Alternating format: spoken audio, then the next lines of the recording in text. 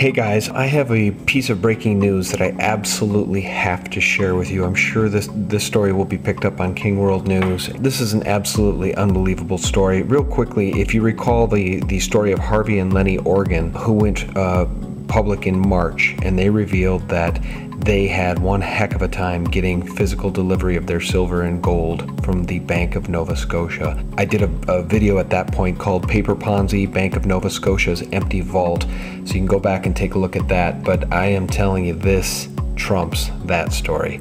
Check this out.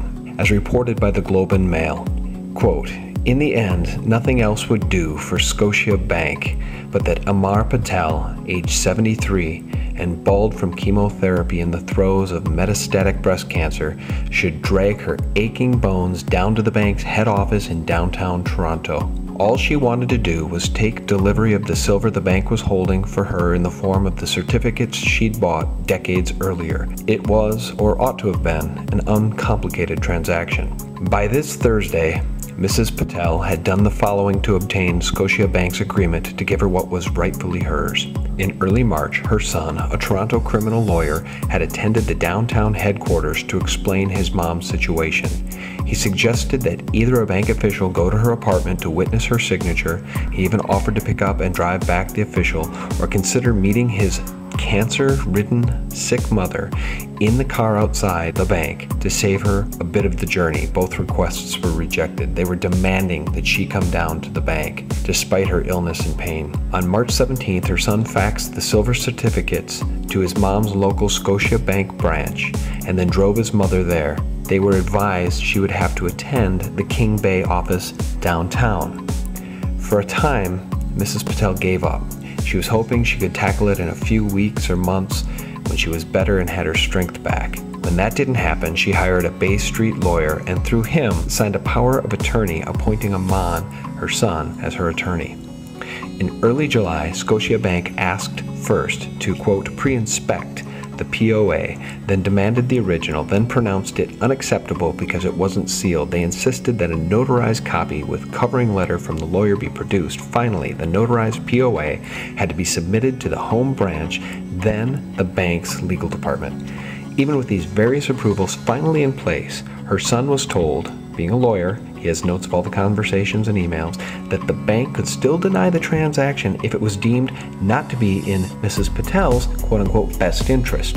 She hired another lawyer, this time to help her get what was hers. Then the bank said it had to decide if the transaction was to be for the benefit of the attorney from a business point of view. In other words, Scotiabank would decide if the transactions made business sense, not Mrs. Patel or her lawyer or her son who had her POA. This Thursday, having heard nothing from the bank about whether it would honor the now approved and vetted POA, her son called and got Judy McBride, the head of customer service at King and Bay Streets. She told him the bank would not honor the POA and that Mrs. Patel had to come down in person. Amon again explained his mom had cancer and how weak she was, to no avail. That afternoon, the entire team managed to carry out the 5 transfers and get Mrs. Patel in the car. Once they arrived downtown, her son went in to ask one last time if Scotiabank would at least dispatch people outside to do the signing in the car.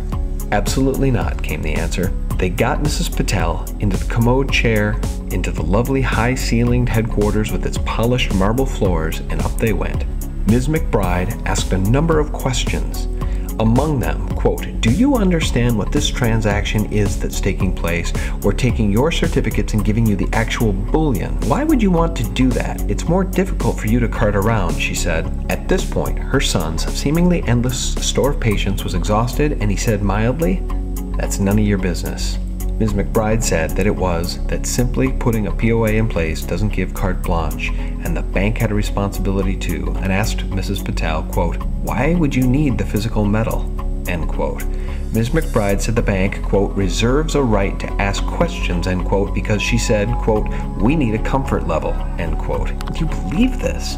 Bank spokesperson Joe Ponzi denied the bank ever insisted Mrs. Patel had to come in person and said they were, quote, willing to act on the POA, but that a, quote, heightened level of due diligence was required for a number of reasons, end quote. And among them, bizarrely, that the transaction wasn't initiated at her home branch, although the branch had directed her to go downtown.